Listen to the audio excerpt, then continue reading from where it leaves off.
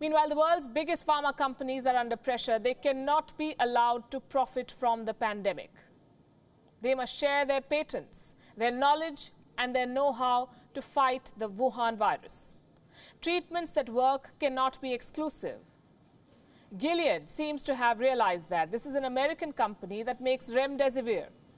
It has now struck a deal with 5 pharmaceutical manufacturers around the world to mass produce remdesivir. It's a drug that was originally made for Ebola, but it's now being repurposed to treat coronavirus patients. Remdesivir has undergone trials in America. It's still early days. More testing is required to know for sure if the drug works or not, but experts say it shows promise. And the company, Gilead, has turned to 3 Indian companies to mass produce remdesivir. This is a non-exclusive contract, meaning these companies will not have to pay any royalty to Gilead, and they will be allowed to set the prices at which they sell this drug. So why did this American company pick 3 Indian companies for the task? Because India has the capacity and a stellar track record. India is called the pharmacy of the world, and this is not hyperbole. The world cannot fight this virus without India's help. The Indian pharma sector has the capacity to produce potential cures at low, affordable prices. In 1969, Indian pharmaceuticals had a 5% market share at home. 5% in India. Global companies controlled 95% of the Indian market. By 2020, Indian companies have managed to reverse this equation. Domestic players now have an 85% share of the Indian market, and it's a huge market. Plus, Indian companies supply to the biggest countries in the world. Indian pharma holds a 15% share in the world market, 1-5, and that is a leadership position. India contributes more than 20% by value to the global generics market, and by volume, India supplies more than 40% of America's drugs alone. The best drugs at some of the lowest prices with high capacity. This is the USP of the Indian pharma industry. Experts believe that the world will not be able to kill this virus without India's help. Indian generic factories are, in a sense, the pharmacy of the world. They provide huge numbers of treatments for people with all kinds of diseases, including HIV, tuberculosis, malaria, and the world relies on India for this mass production. So if India can make these drugs for these other diseases, they can do it for coronavirus as well, or at least I hope they can.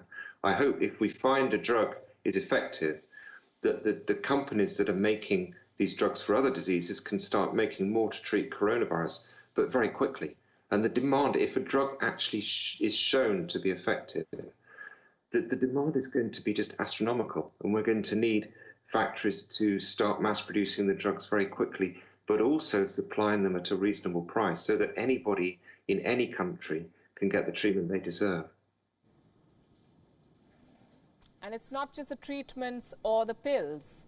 Once we have a vaccine, the world will turn to India for supply. Remember this, more than 40 lakh people in the world have been infected by this virus. Many more will need a vaccine. Effectively the whole world, more than 7 billion people. Who is going to produce all these doses? India. India produces more than 60% of the world's vaccine.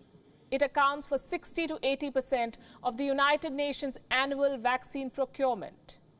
India is the best candidate to supply the coronavirus vaccine to the world whenever it's ready.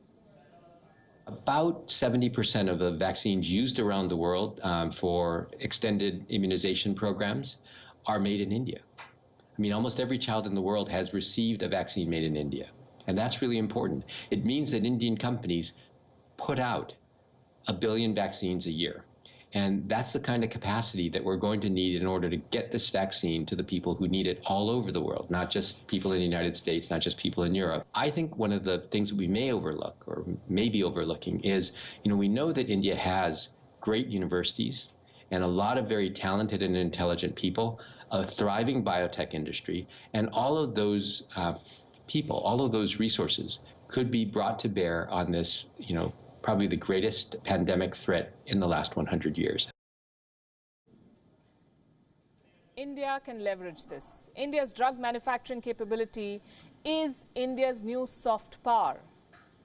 There are three distinct areas of opportunity. One, pharmaceutical exports, of course. Two, India can position itself as a medical tourism destination, especially for the Western world that seems to be running short on critical drug supplies. And three, India can reach out to vulnerable nations, offer its knowledge and supplies. This is what makes you a global leader during a global crisis. Already, India is extending a helping hand in these areas. Indian drugs have been exported to more than 120 countries in the world. India co-sponsored a resolution at the United Nations General Assembly. It calls for a fair, transparent and equitable access to essential medical supplies and any future vaccines for the coronavirus. 179 countries have thrown their support behind this resolution. So India is ready to make a tangible contribution to the world in this pandemic. As the government tries to flatten the curve at home, it can unleash the true potential of India's medical diplomacy.